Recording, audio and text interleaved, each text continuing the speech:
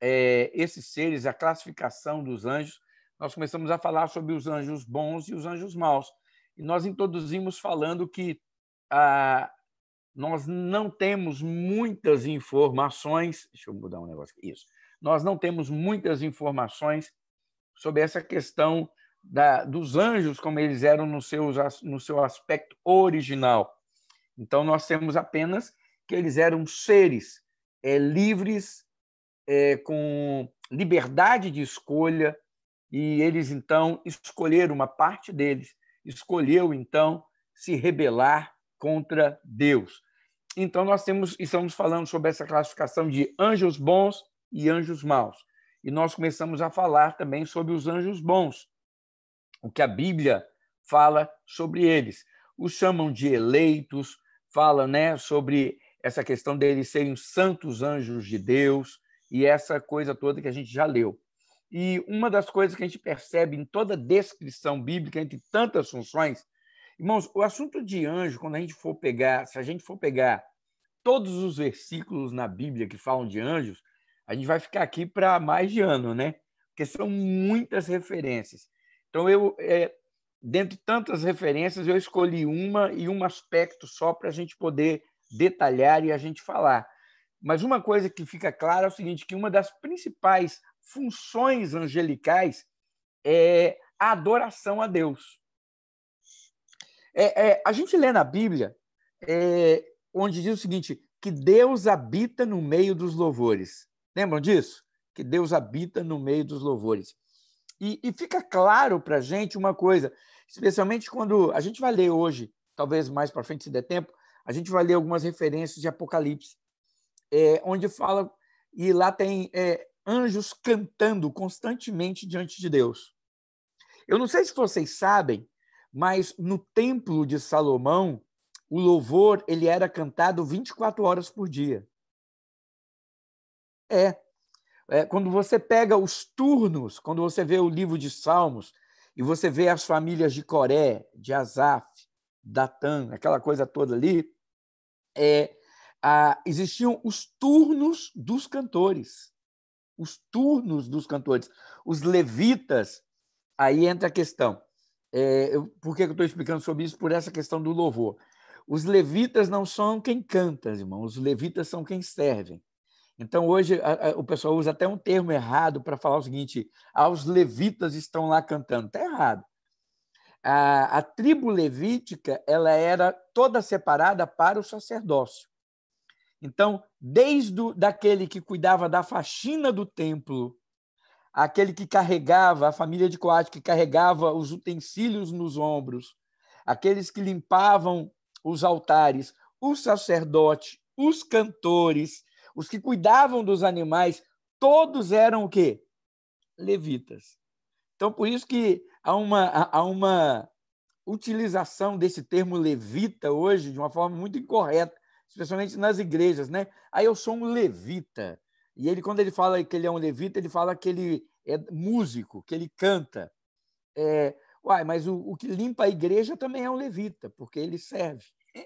Então, todos nós somos nação sacerdotal.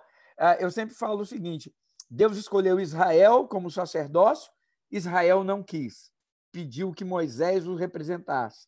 Por causa disso, Deus escolheu a tribo de Levi como sendo a representação sacerdotal no meio do povo. Mas nós, a Bíblia fala que a igreja foi chamada para ser o quê? Está lá em Pedro. Vós sois nação santa, sacerdócio real, povo de propriedade exclusiva de Deus, a fim de proclamar as virtudes daquele que vos chamou das trevas para a sua maravilhosa luz. Então, todo crente é sacerdócio. Todo crente.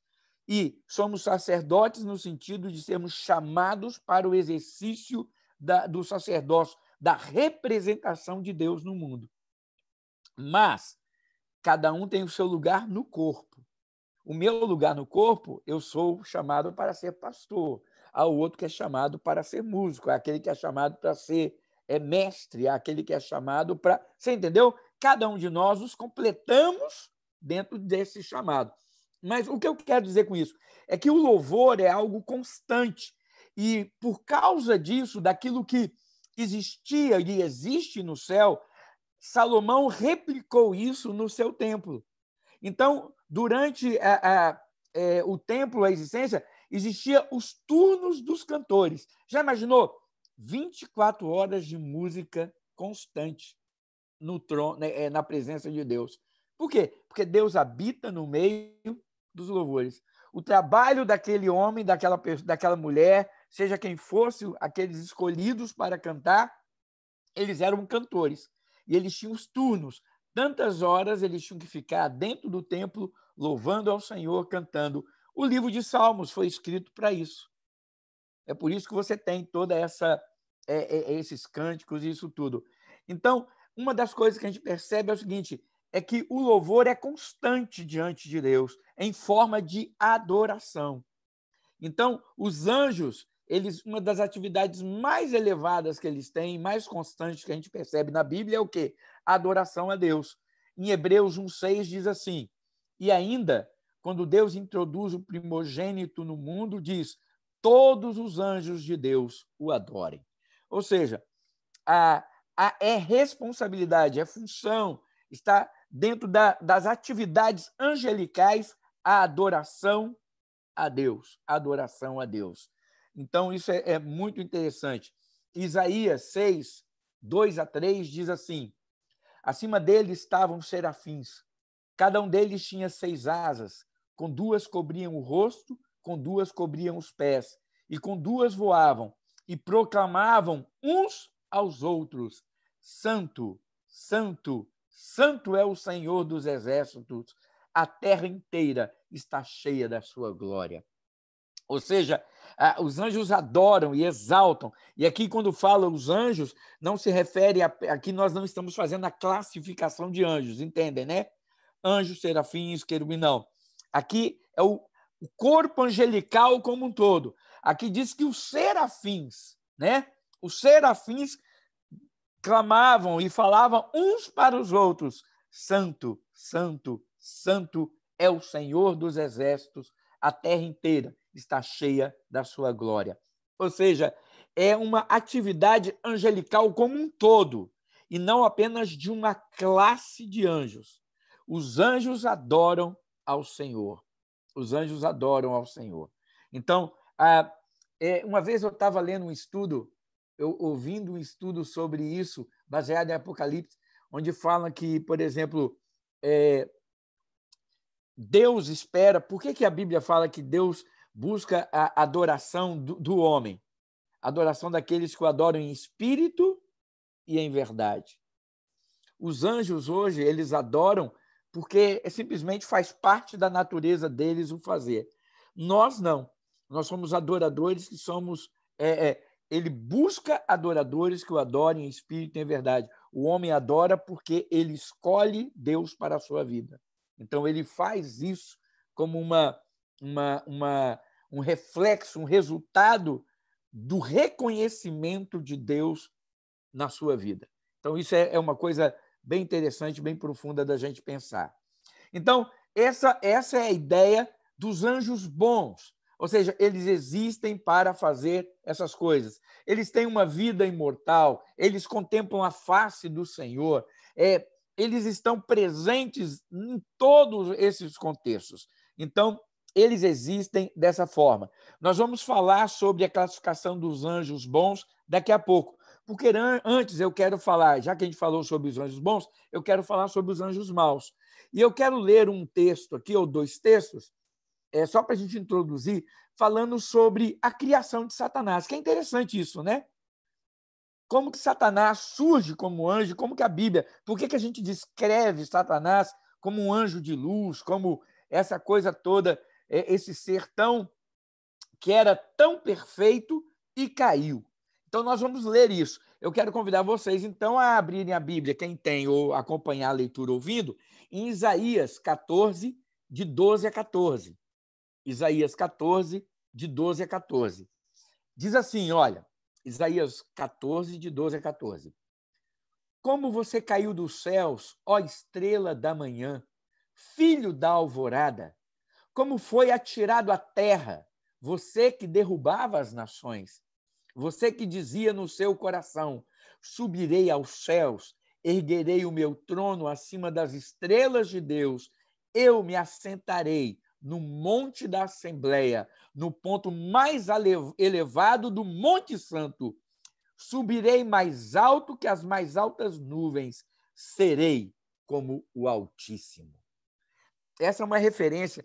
A gente tem que entender sempre o seguinte: as profecias, como nós já falamos também, as profecias elas têm um aspecto temporal e também um aspecto futurístico, um aspecto escatológico, um aspecto revelativo. Então, aqui, quando a profecia sobre Tiro, sobre Sidom, sobre Israel, sobre, né, Ciro, usa essa metáfora, usa essa figura de linguagem, falando de uma pessoa, mas você entende que não é sobre um ser humano que está falando. Está falando sobre algo muito mais elevado. Algo muito mais elevado. Então, essa passagem de Isaías 14, 12 a 14, é tida como uma referência ao quê? Ao que aconteceu no coração de Satanás antes da queda. Ele se orgulhou, ele era, olha, um homem não é estrela, e a Bíblia faz menção, ele caiu e derrubou e levou com ele um terço das estrelas do céu. Então, por essas figuras de linguagem, por essas figuras que nós temos em toda a Bíblia, nós entendemos essa referência como falando o quê? Falando de Satanás. Como você caiu dos céus? Ou seja, homem nenhum esteve nos céus, a não ser anjos, a não ser Jesus que desceu do céu, mas ele não caiu, ele veio. Eu sou o pão que desceu do céu, eu sou o pão que veio do céu. Então, aqui está falando daquele que caiu. Ó estrela da manhã, filha, você foi atirado à terra. Ou seja, ele foi lançado sobre a terra. E a Bíblia diz lá em Lucas, e vi Satanás sendo o quê? Caindo, sendo lançado, sendo atirado. Então, é por isso que a gente vê esse texto como uma menção o quê? A quem era Satanás e o que aconteceu no coração dele. Ele teve orgulho, subirei aos céus, erguerei o meu trono, serei, né, acima de tudo, serei semelhante ao Altíssimo. Então, isso aconteceu. E a outra referência que a gente vê, que também trata, vocês vão ver, que é outro profeta falando as coisas semelhantes a esses versículos ditos por Isaías, é Ezequiel, capítulo 28, versos de 12 a 17. Diz assim: filho do homem, erga um... Ó, ele fala do rei de Tiro, tá? Mas esse rei de Tiro aqui representa Satanás. Filho do homem, erga um lamento a respeito do rei de Tiro e diga-lhe: assim diz o soberano Senhor, você era o modelo de perfeição, cheio de sabedoria e de perfeita beleza.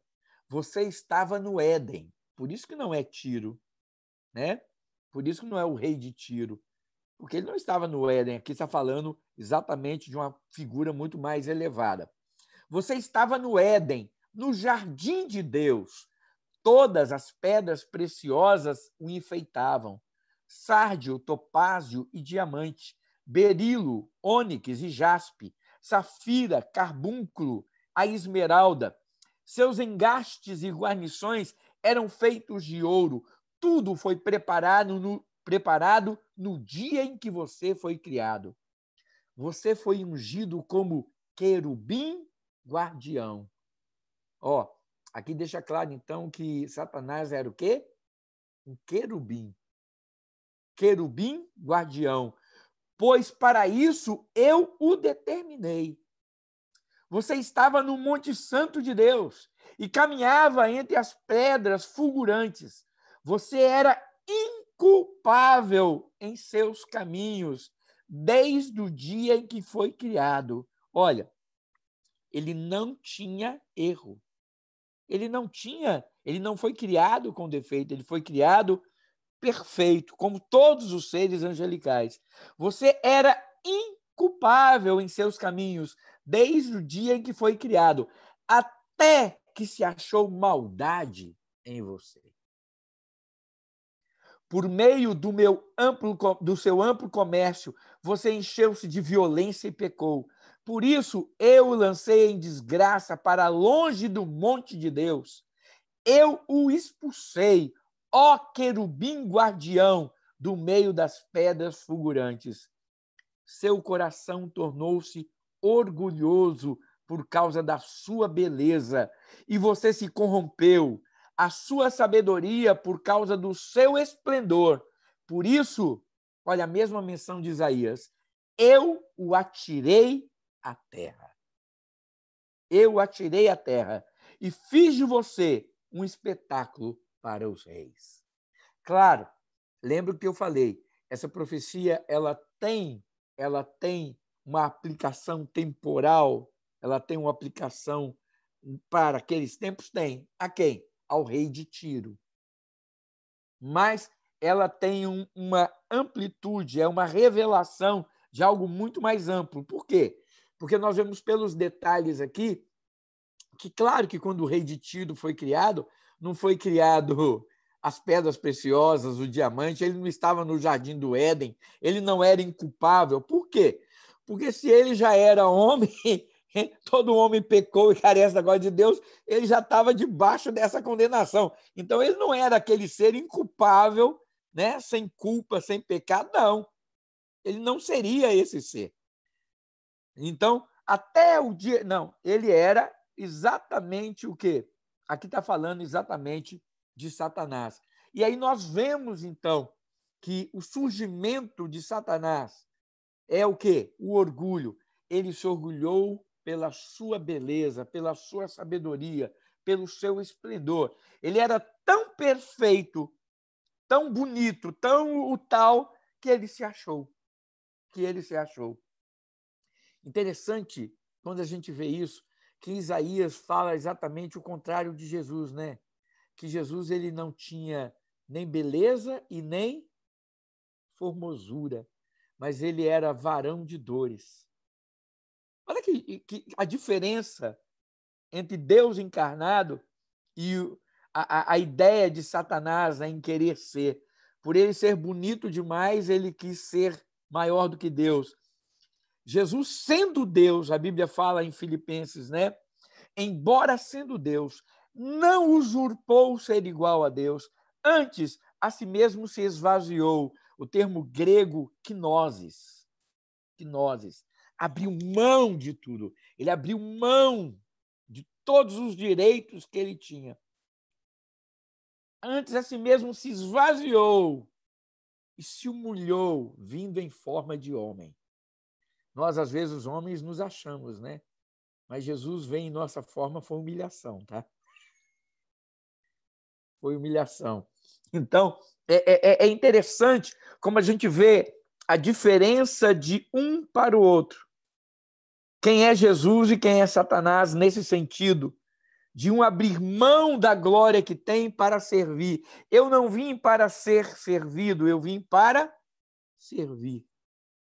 Ele não pleiteou que as legiões de anjos, 12 legiões de anjos, viessem para socorrê-lo e defendê-lo. Ele abriu mão disso e ele falou: ninguém tira a minha vida, eu espontaneamente a dou. Enquanto Satanás se rebelou, o quê? Juntando legiões, vamos botar assim, né, de anjos a seu favor, para tentar ter o domínio, Jesus abriu mão de tudo. Jesus abriu mão de tudo. Para o quê? Para servir. É tremendo isso. É tremendo isso. Então, a gente consegue ver aqui essa questão dos anjos maus. Dos anjos maus. E o que fica claro para a gente ao ler essa descrição da criação de Satanás, é que fica claro o seguinte, que realmente, mais uma vez, nós podemos afirmar, os anjos foram feitos perfeitos? Sim. Você vê que ele andava e não tinha, ele era inculpável, ele não tinha pecado, mas eles eram dotados de livre-arbítrio. E por serem dotados de livre-arbítrio, eles escolheram o mal. Ó, Liane aí, seja bem-vindo, Liane. Coisa boa. Eles eram dotados dessa liberdade e eles escolheram isso. Lá em 2 Pedro, né, capítulo 2:4, diz isso, e Judas 6, que nós já lemos anteriormente sobre isso. Então, nós podemos entender o seguinte, que os anjos maus, então, eles vão passar e vão ser lançados por causa deste pecado e dessa intenção no coração ruim deles, eles vão ser lançados no inferno. E hoje, aonde eles estão? É interessante. A Bíblia fala que já existe anjos presos em abismos. Olha, abismos, quando a Bíblia fala abismos, não se refere ainda a inferno. Entendam isso. A Bíblia fala que eles estão presos em abismos, esperando o seu julgamento. Esperando o seu julgamento. Eles já estão retidos em abismos, esperando o julgamento. Mas a Bíblia diz que não já estão presos em abismos. A gente não sabe quais são esses, quantos são. A Bíblia fala que o quê? Que há no mundo espiritual, e a gente usa o nome potestades do ar, um domínio desses anjos. Eles estão pelo ar aí, né? Por exemplo, quer ver sobre essa questão de onde e o que vai acontecer com os anjos maus? Em João 12, 31, diz assim: chegou a hora de ser julgado este mundo. Agora será expulso o príncipe deste mundo. Falando sobre a obra de Jesus que venceria o domínio de Satanás. Então, quando Jesus... essa questão angelical de luta é muito interessante. Quando Jesus morre na cruz, ele triunfa sobre as obras de Satanás. Ele triunfa sobre as obras de Satanás. A morte de Jesus é maior, amados, do que o pecado. Nós precisamos entender isso. O que Jesus fez na cruz é maior do que qualquer outra coisa. O segundo Adão é maior do que o primeiro. O primeiro trouxe o pecado, mas Jesus trouxe a redenção para o mundo. Trouxe a redenção para todos nós. Então, nós precisamos compreender isso, que o príncipe deste mundo já foi julgado. Quem foi julgado? Satanás. Vocês lembram do Gênesis 3,15? Gênesis 3,15. Da mulher nascerá a semente, que esmagará a cabeça da serpente. Essa lhe ferirá o calcanhar, mas esse lhe pisará a cabeça. Ou seja, aqui nós temos o que, teologicamente falando, a gente chama de proto-evangelho. É a primeira menção do evangelho, da mensagem de salvação do evangelho, como ela vai se dar. Como é que vai se dar? Jesus vai se fazer homem, da mulher nascerá. Jesus vai ser homem, Jesus vai vir a este mundo e ele vai morrer por nós. A cobra morderá o seu calcanhar. Ele vai ser morto na cruz. Quando Jesus morreu na cruz, vocês podem notar o seguinte, irmãos. O diabo fez tudo para que Jesus morresse. Não fez? Quem foi que a Bíblia fala que lá na reunião, quando eles estavam, Satanás entrou no coração de quem? De Judas. A Bíblia diz isso. Satanás entrou no coração de Judas. Aí Jesus virou e falou assim, olha, você vai lá agora e vai fazer o que você tem que fazer, porque Satanás está nele. Ele foi lá e traiu. O alvo de Satanás era o quê? Matar a Jesus. Esse lhe feriu o calcanhar. Porque, na verdade, irmãos, apesar do diabo saber quem era Jesus, ele não tinha, irmãos, não tinha, de verdade, a ideia e não tinha a dimensão de saber que a obra redentora de Cristo ia ser completa como foi dessa forma. Senão ele ia fazer de tudo para que Jesus não morresse. Mas Jesus morreu na cruz. E quando Jesus morre na cruz, ele triunfa sobre o diabo, sobre o pecado e sobre toda a obra do mal. Então ele julga, e aí a Bíblia fala, ele lhe ferirá o calcanhar, mas ele lhe esmagará a cabeça. Quando Jesus ressuscita dentre os mortos, ele então esmaga a cabeça da serpente, querendo dizer o seguinte, agora, porque eu fiz isso, todo homem também pode ser redimido. Todo homem pode ser redimido. A humanidade pode ser redimida, porque nós não recebemos a justiça de um Deus morto. É imputada sobre nós a justiça de um Deus vivo, a justiça de Cristo Jesus. É por isso que ele fala, ele morreu para os nossos pecados, mas ressuscitou para a nossa justificação. Então, ele triunfou sobre essas coisas. E é por isso que Paulo também escreve lá em Atos capítulo 15, se Cristo não ressuscitou, é vã a nossa fé. Por quê? Porque essa ressurreição triunfou sobre a morte. O salário do pecado é a morte. Mas aí ele fala, mas o dom gratuito de Deus é a vida eterna em Cristo Jesus. Então, irmãos, é muito lindo essa obra e a gente entender isso, a gente entender que o diabo ele foi destruído. Então, agora, a Bíblia diz que ele foi destruído, mas ele ainda age nesse mundo. Em Tiago diz, o mundo jaz no maligno. E a gente percebe, olha só em João 14:30, diz assim, já não lhes falarei muito, pois o príncipe deste mundo está vindo. Ele não tem nenhum direito sobre mim.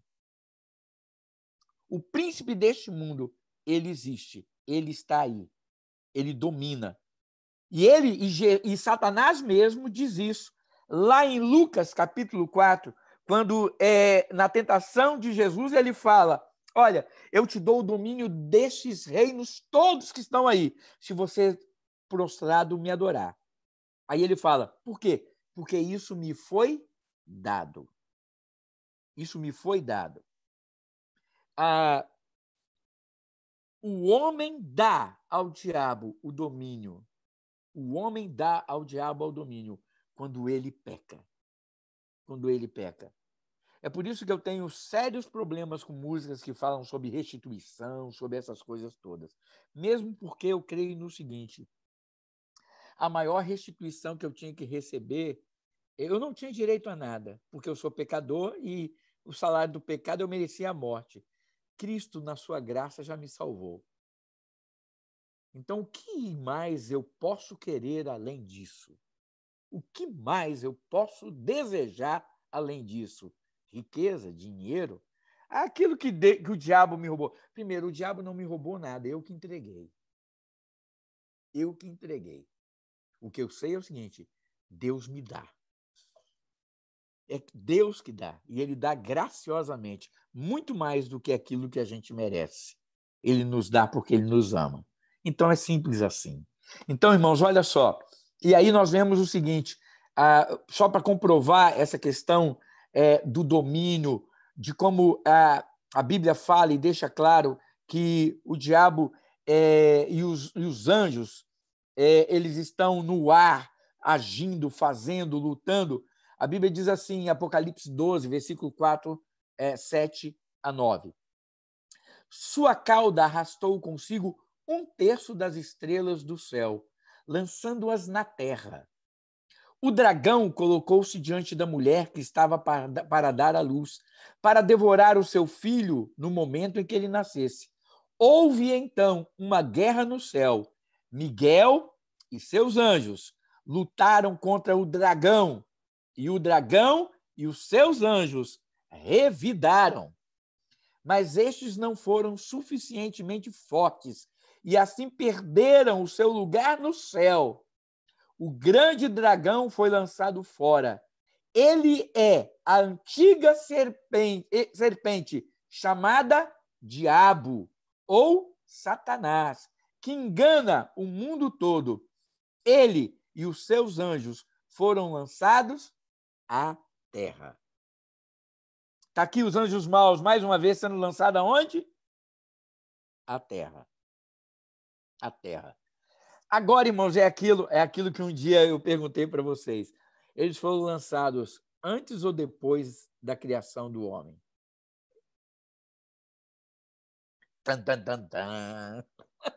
Aí eu vou deixar cada um com a sua especulação. Eu tenho a minha. Eu já falei, eu não tenho nenhuma base bíblica para afirmar que aqui está dizendo a data que eles foram lançados antes e tal. Mas eu acredito que eles foram lançados antes antes mesmo. Antes. Para mim, eles foram lançados, o diabo foi lançado antes, a 360 mil quilômetros por segundo, porque a Bíblia fala que ele caiu como um raio, a velocidade da luz é exatamente essa. Então, a gente sabe como é que ele caiu rápido de lá, 360 mil quilômetros por segundo. Então, ele foi jogado na Terra. E eu tenho uma especulação, e eu estou falando isso em termos especulativos, por favor, que fique registrado aí, que isso não é bíblico, isso não é nenhuma informação, tá? Isso é o meu pensamento, e agora eu estou falando o Elcio pensando. Eu acredito que quando ele foi lançado na Terra, é aquilo que os cientistas em toda a história da humanidade relatam como sendo um meteorito que destruiu a vida dos dinossauros e dos animais pré-históricos. Porque, para mim, esses animais existiam antes da criação do homem. E o diabo, ele é destruidor. Existia isso na Terra. Ele destruiu o que tinha. Aí, de repente, Deus vem, olha aquilo e fala assim, eu lancei ele nessa terra, nesse lugar chamado Terra, não era para fazer isso. Aí a Bíblia fala, começa o Gênesis. E o Espírito de Deus parava sobre a face do abismo. Que abismo? Né? Aí ele vem e fala assim, não vou deixar esse lugar que eu criei assim, não. Eu vou fazer aqui o que tem que ser feito. Aí ele haja luz, cria, restaura, cria todas as coisas. Põe o jardim do Éden. E aí ele vira e fala, façamos o homem à nossa imagem e semelhança. E coloca o homem exatamente aonde Satanás e esses anjos maus estavam, para mostrar uma coisa, este homem é que vai ser semelhante a mim. Nós somos, eu costumo dizer, nós somos tudo aquilo que o diabo gostaria de ser e não é. Tudo o que ele gostaria de ser e não é. Quando nós lemos lá em Isaías, ele falou, eu farei um trono, serei semelhante ao Altíssimo. Ele não foi feito para ser semelhante ao Altíssimo. Mas quando Deus foi fazer o homem, ele falou, façamos o homem à nossa imagem e semelhança. O homem é a semelhança do Altíssimo. Claro, não em poder, não em todos os seus, em suas complexidades, mas somos semelhantes nos atributos morais de Deus. Ele colocou em nós esses atributos. Por isso temos essa semelhança, não de aparência, mas moralmente. Então, isso é muito importante, isso é muito gostoso. Eu fico entusiasmado com essas coisas, viu? Então, olha só. Outra referência interessante que a Bíblia fala que eles vêm, e os anjos maus e o diabo, eles agem na vida dos homens tentando enganar. E eles exercem grande poder sobre a vida desses homens. Eles cegam o entendimento dos incrédulos. Olhem, em 2 Coríntios 4, versículos 3 e 4, diz assim, mas se o nosso evangelho está encoberto, para os que estão perecendo, é que está encoberto. O Deus desta terra, quem é o Deus dessa terra? O mundo jaz no maligno. O príncipe deste mundo. Então, você vê que a linguagem sempre se refere à mesma pessoa. E diz assim, o Deus dessa terra cegou o entendimento dos incrédulos para que não vejam a luz do evangelho da glória de Cristo, que é a imagem de Deus. Agora, olha que interessante aqui. Vocês já perceberam que a Bíblia, eu gosto muito disso na Bíblia, quando a gente vai lendo a Bíblia, a gente vai vendo como que ela se completa, como ela não falha. Aqui está dizendo o seguinte, olha, o Deus desse século cegou o entendimento dos descrentes para que não vejam a luz do evangelho da glória de Cristo. Se o homem não entender o evangelho, ele não pode aceitar a Cristo. Não é verdade isso? Nós, pela nossa mente somente, nós não vamos conseguir entender o evangelho. Tem que ser uma ação de Deus em nós. É por isso que a Bíblia diz em Romanos, aprove a Deus salvar o homem pela loucura da pregação. Mas a Bíblia também diz em Efésios que isso não vem de nós, é dom de Deus. É dom de Deus. Ou seja, a fé é um dom de Deus gerado pela palavra que nós pregamos. mas é essa palavra que ele mesmo faz gerar em mim. Por quê? Porque a Bíblia diz que é o Espírito Santo quem me convence de todo o pecado, justiça e juízo. É por isso que nós não somos salvos por obras humanas, nós somos salvos por aquilo que Deus faz em nós e opera em nós. Agora, o interessante disso aqui é quando a gente lê a parábola do semeador. O semeador saiu a semear. Um pouco da semente caiu à beira do caminho, outra caiu no solo espinhoso, outro no solo rochoso, um pouco no solo rochoso, e a outra na boa terra. Vocês lembram dessa parábola? A parábola do bom semeador? Aí Jesus explica, e ele fala, né, que veio os passarinhos e comeram a semente que caiu à beira do caminho. O solo rochoso, a semente logo brotou, o solo espinhoso, a semente brotou, mas os espinhos vieram e sufocaram. O solo rochoso, ela brotou, só que como era muita pedra, tinha pouca profundidade a raiz, o sol veio, queimou a planta e ela morreu. E a boa semente, a semente que caiu na boa terra, frutificou a 100, 60 e 30 por 1. Aí os discípulos não entenderam e perguntaram, o que isso quer dizer? Agora, olha a primeira resposta que Jesus dá. Aqui em Coríntios fala que o diabo cegou o entendimento dos descrentes ou dos incrédulos para que eles não entendam o evangelho. Aí a Bíblia diz, Jesus falou o seguinte, a semente que cai à beira do caminho são aqueles que ouvem a palavra de Deus e não a entendem. Aí o diabo vem e rouba ela do coração dele. Não é a mesma coisa que está dizendo aqui Paulo? Que o diabo tira aquilo para que a gente não entenda. A semente que cai à beira do caminho é aquele que ouve e não entende. E o diabo vem e rouba. Por quê? Porque se o homem não entender o evangelho, ele não pode ser salvo. Como ouvirão se não há quem pregue? Como pregarão se não há quem os envie? Está tudo lá. Então, a gente vê isso. O homem precisa ouvir para entender. Você não pode. Essa é a razão pela qual nós temos que pregar o evangelho. A grande comissão foi dada exatamente para isso. Ide por todo mundo e pregar o evangelho a toda criatura. E todo aquele que crer e for batizado será salvo. Então, a gente tem essa menção. Olha, Efésios 2:2 diz assim, nos quais costumavam viver quando seguiam a presente ordem deste mundo, e o príncipe do poder do ar, o espírito que agora está atuando nos que vivem na desobediência.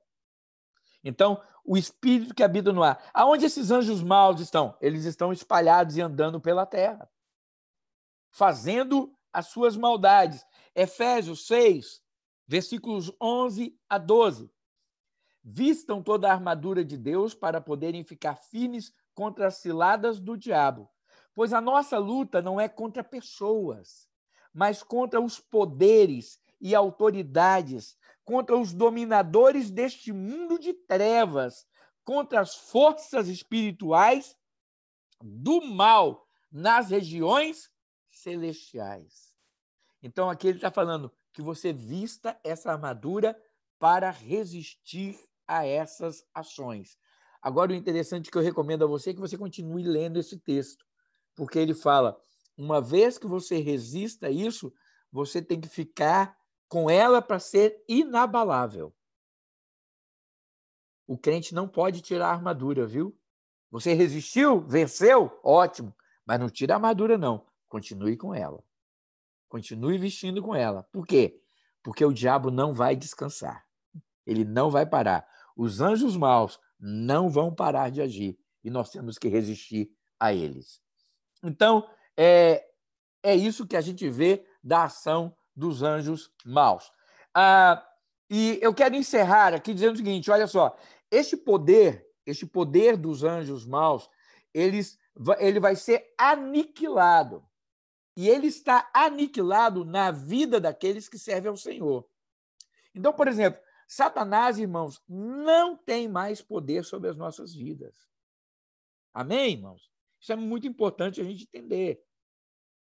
Aquele que é meu, o maligno não o toca. Então, irmãos, nós devemos vigiar as ciladas do inimigo. Olha, sede sóbrios e vigilantes. O diabo, vosso adversário, anda ao derredor, procurando alguém para devorar, rugindo como um leão. Ele ruge como um leão, procurando alguém para devorar.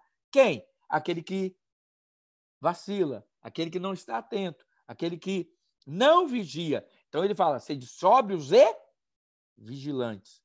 Sóbrio, sobriedade, seja equilibrado, tenha domínio, saiba o que você está fazendo, ofereça a Deus um culto racional.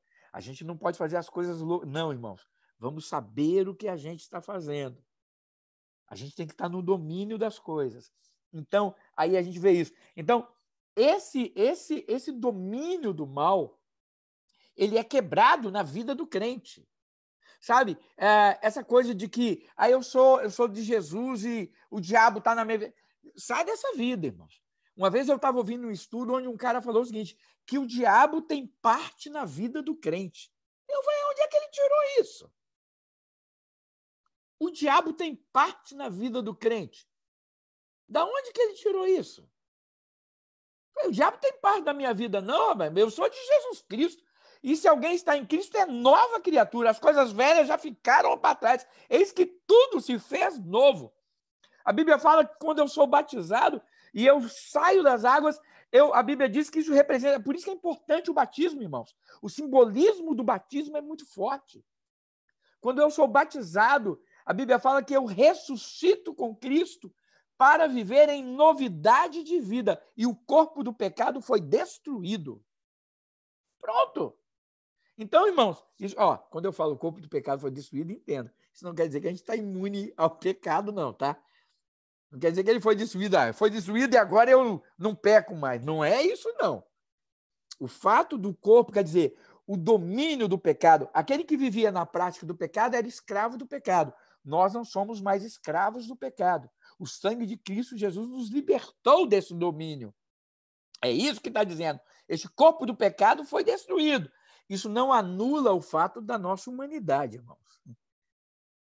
Né? O fato de eu ser uma nova não anula a minha humanidade. E aí é o que Paulo escreve aos Romanos.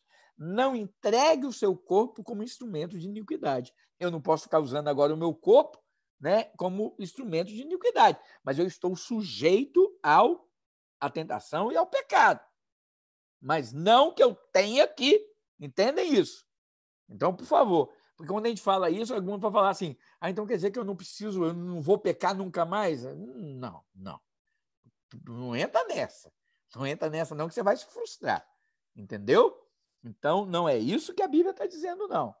Então, por favor, vamos entender. Mas o diabo perdeu o domínio sobre mim. Eu agora pertenço a quem? Eu pertenço a Deus, irmãos. Eu sou cidadão dos céus. A Bíblia diz em Efésios que pela fé nós estamos assentados nas regiões celestiais em Cristo Jesus e o diabo foi colocado como estrado dos nossos pés. Não porque eu sou maior do que o diabo, é porque eu pela fé estou com Cristo e o diabo está debaixo dos pés dele. Lembra lá? Ele esmagará a cabeça da serpente. Então eu pela fé eu estou sentado com Cristo. E o diabo está onde?